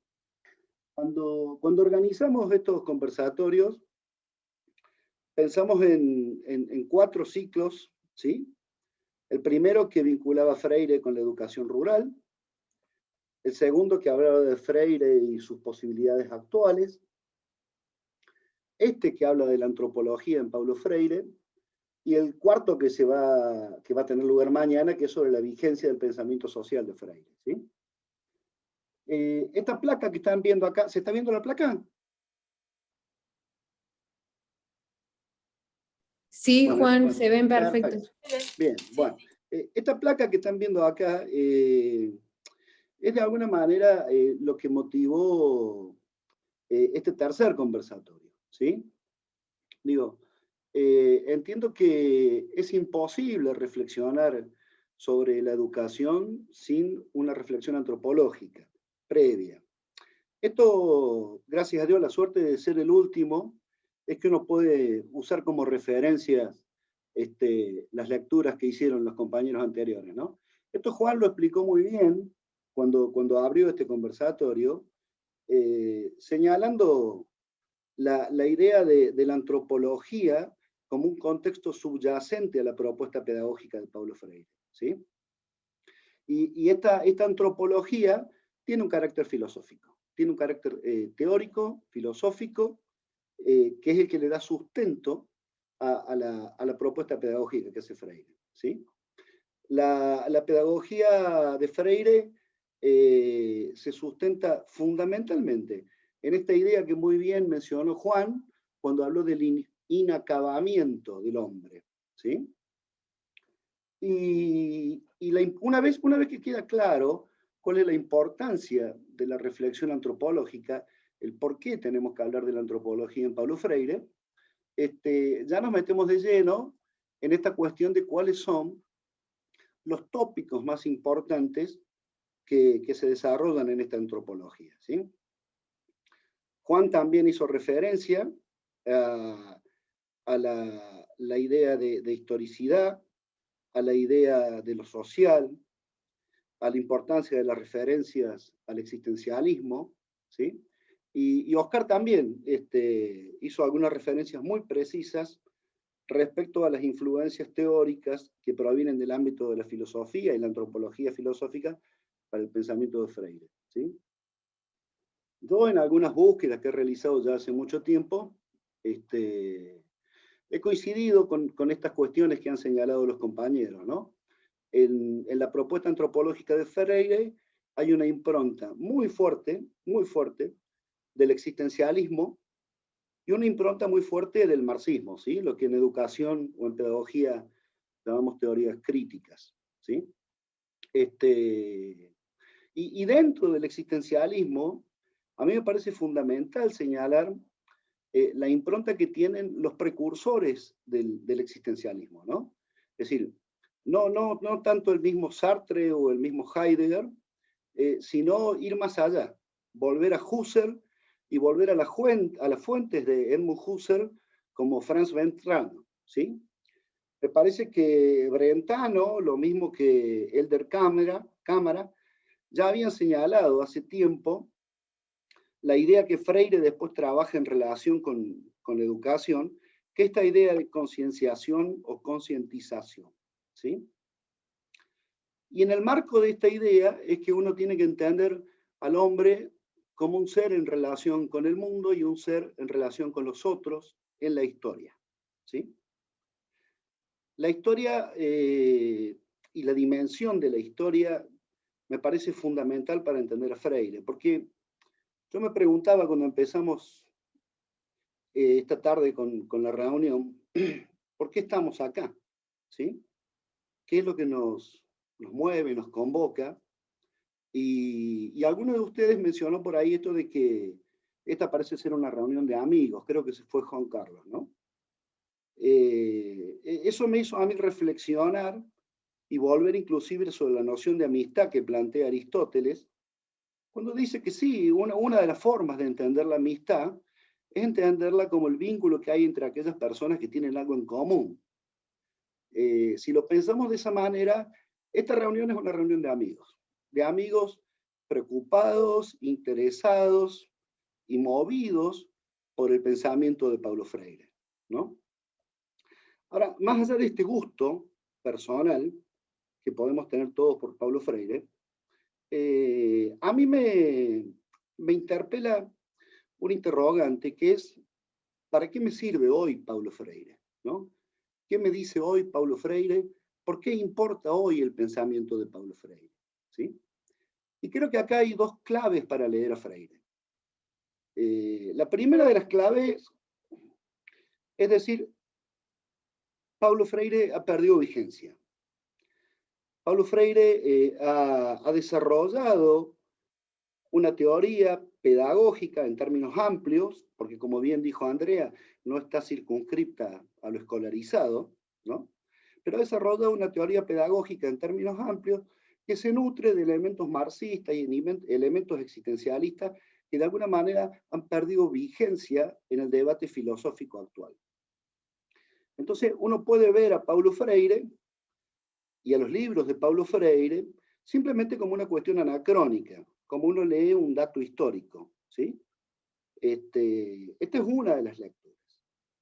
Ahora, si uno atiende a Paulo Freire y a su permanente referencia a la importancia de la historia y del tiempo, entonces es posible hacer otra lectura de Freire, ¿sí? Y esta otra lectura está movida por el interrogante justamente que me les mencionaba recién. Es decir, ¿qué nos puede aportar hoy Paulo Freire? ¿Sí? ¿Por qué importa o por qué sirve hoy o por qué serviría? ¿Y a qué fines, a qué propósito serviría? En este sentido, me parece que sería conveniente que usemos a Paulo Freire, ¿sí? Lo usemos como un autor, como un pretexto, ¿sí? Para pensar nuevos textos en torno a la educación y a la pedagogía. Asistimos a un tiempo en el que la pedagogía prácticamente está agonizando, ¿sí? En los últimos 30 años son muy escasos los textos de pedagogía que se han producido y ha habido un desplazamiento de la pedagogía y la filosofía de la educación a las ciencias y las técnicas de la educación, ¿no? En líneas generales, la mayoría de los textos que uno encuentra están asociados a teorías del aprendizaje que tienen un arraigo psicológico o a problemáticas sociológicas vinculadas a la educación. Entonces, cuando se lee a Bourdieu, cuando se lee a Foucault, cuando se lee a tantos otros pensadores en el ámbito de la ciencia y la educación, uno cree que es necesario volver a leer a Freire de otra manera para ponerlo en diálogo con estos pensadores, ¿sí? Porque si no, Paulo Freire se convierte en una pieza de valor estético e histórico. Y creo que el propósito de la reflexión freireana es ser una pieza permanente de discusión sobre la actualidad, ¿sí? Bueno, repasaba hace un rato las obras de Freire, y así como los filósofos usualmente distinguimos entre un primer y un segundo Heidegger, o un primer y segundo Wittgenstein, ¿sí? En el caso de Freire creo que también podemos distinguir entre un primer y segundo Freire, ¿no? El mismo Freire se encargó de señalar que Pedagogía de la Esperanza es un texto que actualiza la pedagogía del oprimido. Y de la misma manera, La naturaleza política de la educación es un texto que actualiza la educación como práctica de la libertad en Freire, ¿sí? Entonces, yo creo que volver a pensar a Paulo Freire hoy necesariamente es salir del entorno en el que escribió Paulo Freire y preocuparnos por lo que Freire puede decirnos hoy, ¿sí? En este contexto puntual, en el que ya no se habla tanto de oprimidos, sino de excluidos, en el que el sistema ha cambiado y la educación ha cambiado, mi preocupación es, ¿qué nos puede decir hoy Paulo Freire y cuál sería la antropología actualizada de Paulo Freire? ¿Sí? Entiendo, como bien lo señaló Andrea, que una de las cuestiones cruciales para entender el pensamiento de Freire es no remitir tanto a las obras o a los estudios filosóficos, sino más bien a la experiencia, ¿sí? En este sentido les cuento, cuando yo me acerqué por primera vez a Paulo Freire hace más de 20 años, una de las cosas que me llamó poderosamente la atención fue descubrir que Paulo Freire no era pedagogo originalmente, sino que era un abogado. Eso, entre otras cosas, cambió mi perspectiva de los abogados y la idea de que de la abogacía también pueden surgir cosas interesantes por la educación. ¿Mm? Bueno, en definitiva, y para hacer un cierre, yo creo que es necesario repensar a Paulo Freire, es necesario hacer una lectura pragmatista de Paulo Freire y tratar de encontrar qué de aquellas formulaciones originales nos son útiles hoy, ¿sí? Porque así como hay una agonía en el ámbito de la pedagogía, también hay una agonía en el ámbito de las reflexiones teóricas y filosóficas sobre la educación. Y aquellos que creemos que esta agonía comporta una pérdida importante para la reflexión sobre la educación, hacemos esfuerzos enormes por volver a pensar en cómo redimensionar la importancia de estos ámbitos que creemos esenciales para pensar la educación de otra manera. ¿Mm? Bueno, Juan Carlos, eso es todo, ¿sí? Voy a dejar de compartir la pantalla. Yo acá en la pantalla les iba señalando algunas citas muy precisas de Paulo Freire. ¿Mm? Y esta última, no quiero dejar de hacer referencia a esta última, donde dice: la educación no es un trampolín para modificar el escenario humano. Y la cita sigue, porque lo que dice Freire es decir, la educación no va a cambiar la sociedad. Primero hay que cambiar la sociedad para que cambie la educación, ¿no? Esto me parece fundamental, ¿sí? Es decir, tenemos la educación que tenemos debido a las sociedades que tenemos.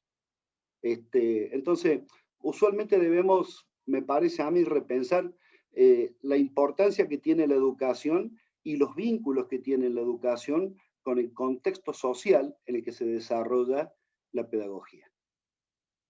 Eso es todo, Juan Carlos.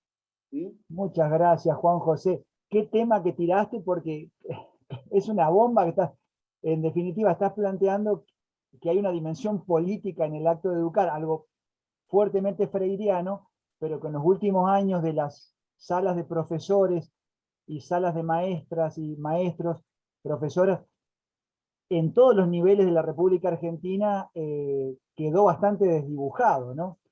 Es como que había que despolitizar todo porque eso traía no sé qué suerte de pecado, y vos nos dejás de nuevo con este problema. Yo creo que, a ver, en el marco de Freire, digo, la política hace a la esencia humana, no en términos ontológicos, como bien lo señaló creo que Oscar, sino en términos de una ontología histórica, ¿no? Entonces, despolitizar es equivalente a deshumanizar, ¿sí? Me parece que hablar de una educación que no sea política es hablar de una educación inhumana. ¿Mm? Bueno, compañeras y compañeros, me parece que dado el tiempo, tal vez podríamos dejar abierto a 2 preguntas, podría ser como para que no nos vayamos más allá de las 8 de la noche y esto no sea causal de divorcio o de que nuestros hijos nos echen por fanáticas y fanáticos. Pero tal vez si alguno de los participantes quiere hacer algún aporte. Juan Carlos, había un par de manos levantadas. Ah, sí, gracias, Adriana. directamente yo diría que habilite el micrófono quien había levantado la mano y haga su planteo.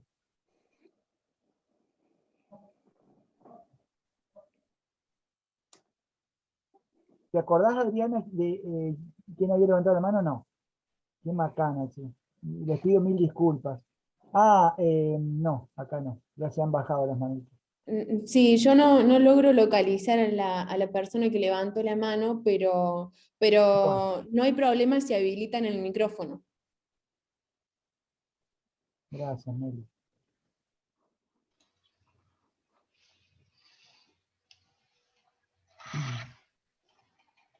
O los hemos dejado mudos o se han quedado muy preocupados. Una de dos, cualquiera de las dos nos viene bien. No, yo Para simplemente pensar. un agradecimiento a las exposiciones, a los expositores, porque realmente han posibilitado que uno pueda entrar en ese estado reflexivo, incluso que Freire nos propone, es decir, cómo desde un mismo pensador uno puede recorrer distintas cuestiones que nos permiten pensar nuestras prácticas de hoy, pensar, hacernos preguntas, interrogarnos. No sé si podemos, no quiero ser depresiva, digamos, pero pensar realmente si podemos hacer una transformación, pero bueno, que sería el ideal y el sueño. Pero bueno, gracias por los aportes, porque desde este recorrido de los textos más fuentes, como decía recién, de los primeros, desde esa mirada antropológica, filosófica, histórico latinoamericano, como que todo este recorrido me ha llevado a repensar muchas cuestiones de las que uno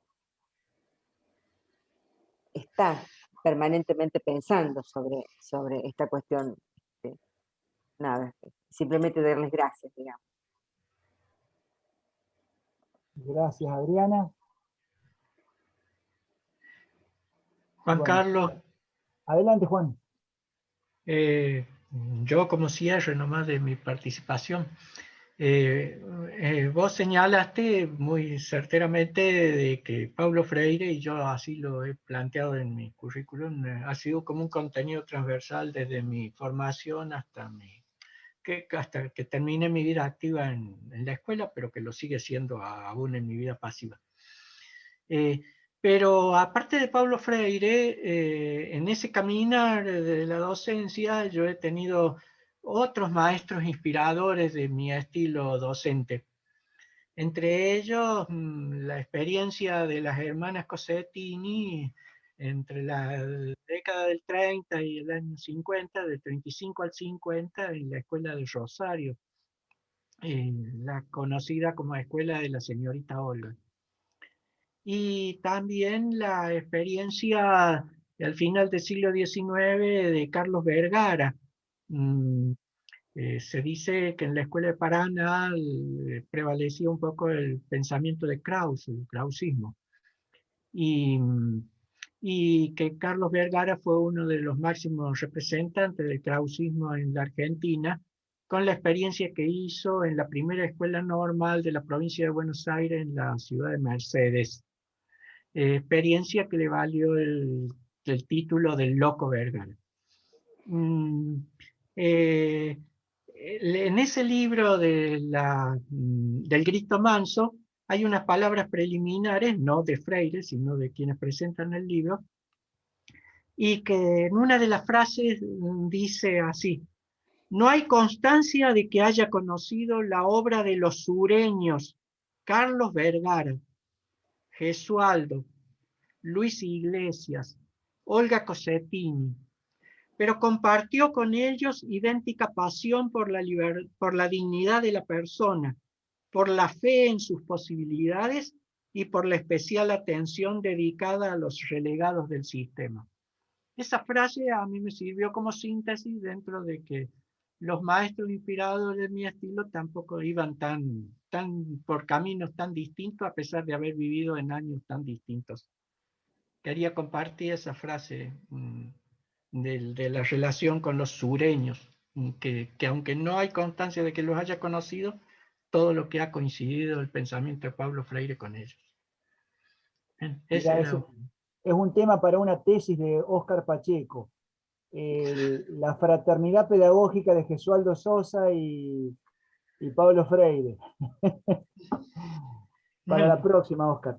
Bueno, queridas amigas, amigos, si les parece... Juan Carlos, Sí, acá adelante, Mili. hay una consulta de Guadalupe Sánchez que dice así en el chat. La última reflexión sobre Freire habla de cómo se puede usar su legado hoy, siendo que los tiempos cambiaron. ¿Cómo se podría actualizar su propuesta o se debe crear una nueva? ¿Se puede avanzar en el pensamiento si seguimos dando respuestas sacadas de libros viejos, entre comillas?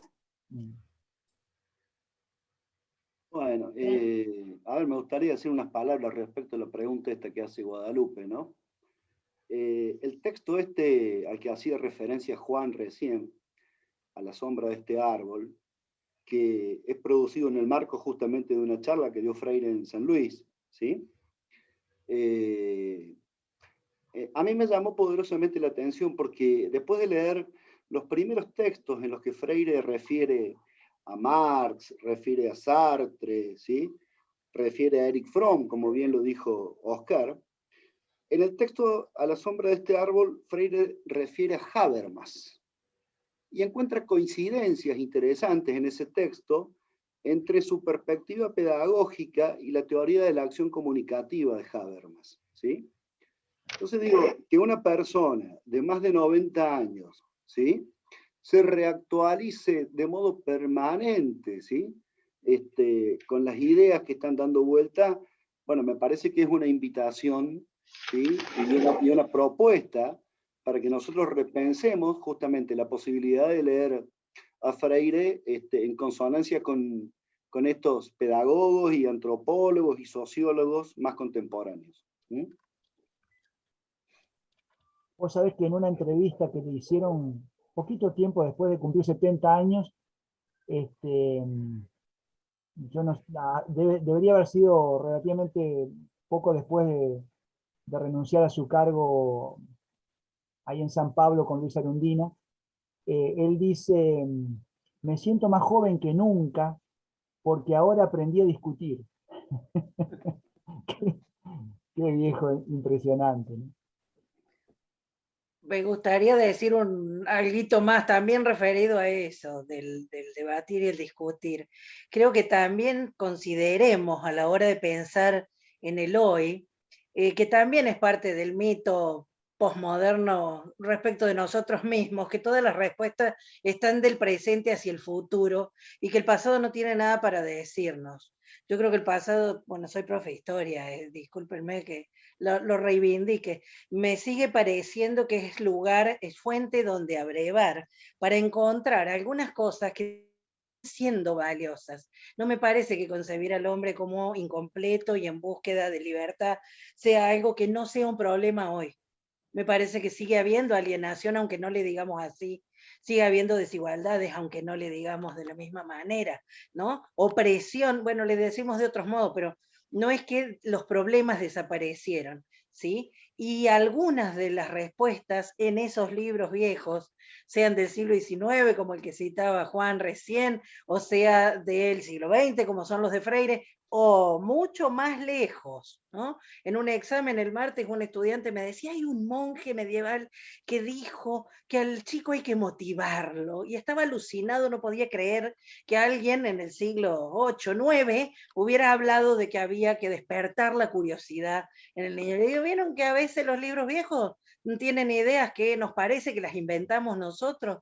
Y no es así, el proceso de la humanidad también es un proceso de crecimiento, no lineal, no de un progreso ilimitado, sí de recursividades, sí de idas y vueltas, sí en tensiones, sí en conflictos, pero a veces en esas cosas que no leeríamos porque son del pasado, hay claves para pensarse hoy. Y por eso también dije lo de que me llamaba la atención la ausencia de la escuela, en los textos que retomé de Freire, ¿no? Porque nos pensamos como docentes dentro de instituciones, y él está pensando procesos de prácticas de educación por fuera de los sistemas educativos. Los procesos de alfabetización no inician desde dentro de los sistemas educativos estatales, como estamos habituados, sobre todo en Argentina, a pensar los procesos educativos, ¿no? Casi como sinónimo educativos de escolares. En la propuesta de él viene a abrir el juego a pensarse desescolarizado. También por eso dije lo de que su palabra es una de las que sobrevive. Hay muchos otros libros que decían cosas parecidas y fueron quemados en nuestras dictaduras. Y esa memoria de libros que estuvieron escritos, aunque no estén, también me parece que tenían algo para decirnos a los conflictos que seguimos teniendo hoy, cuando creemos que están superadas algunas cosas que están presentes en el lenguaje con otras palabras, ¿no? O que se desdibujan porque ponemos el foco de atención en otras, que no quiere decir que desaparezcan algunas problemáticas que estaban en los periodos anteriores, ¿no? Me parece que está muy bueno reflexionar respecto de los lenguajes presentes y de lo que nos está pasando hoy, para ver qué nos aporta esto escrito antes, pero también en clave de cómo lo conceptualizaron en ese contexto, no siempre trasladándolo mecánicamente al presente, ¿no? Eso me Andrea, parece ahí justamente algunas compañeras nos dejan su reflexión. Bueno, Guadalupe agradece. María de los Ángeles dice: el pasado posee convergencias, divergencias y paralelismos interesantes para reflexionar. Podemos pensarnos como dentro de la caverna si no nos animamos a leer textos de todos los tiempos. Y acá hay una intervención que me gustaría utilizar para, si me disculpan, pero bueno, al ser el tiempo un poco cruel, en un momento vamos a tener que ir a dormir para volver mañana a las 6 de la tarde a nuestro último conversatorio. Claudia del Huerto dice: creo que Freire está más, Romero, ¿no? Creo que Freire está más que nunca presente en nuestras prácticas pedagógicas. Yo lo veo en mi trabajo con las escuelas rurales del noreste cordobés. Y cuando vos hablabas de la conflictividad, Andrea, yo no quería dejar de nombrar en el encuentro de hoy, como para que la evoquemos también en su lucha agónica en este momento, a una docente que en este momento estaría queriendo estar con sus hijos, calentándose en una escuelita rural que lamentablemente explotó por las magras condiciones en las que muchos docentes están trabajando, y cuando la discusión de muchas personas parece ser si los docentes quieren o no trabajar y a dónde depositar a los hijos en este momento en el que los tenemos que acompañar en la casa. Me refiero a Mónica Jara, quien explotó con la escuela de Aguada de San Roque, la escuela 144, en Vaca Muerta, en la provincia de Neuquén.